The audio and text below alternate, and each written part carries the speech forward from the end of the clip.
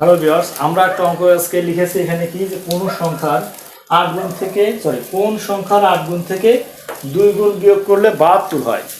তাহলে আমরা ধরলাম সংখ্যাটা হলো x। তাহলে x এর 8 গুণ থেকে কত গুণ বিয়োগ করব?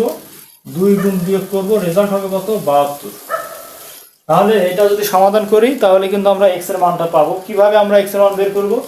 এখানে 8x, এখানে আছে 2x, তাহলে বিয়োগ করলে কত হবে? 6x, এখানে আছে 72। তাহলে x সমান কত হবে? 72 এর নিচে 6, 6 একে 6,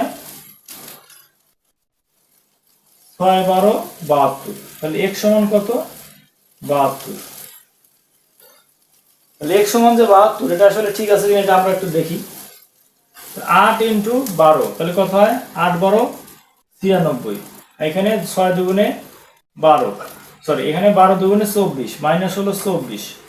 তাহলে 96 থেকে 24 বাদ দিলে কত হয়? 2, আর হলো 9 থেকে 2 বাদ দিলে 7, 72। তাহলে 72 এবং 72 মিলে গেল।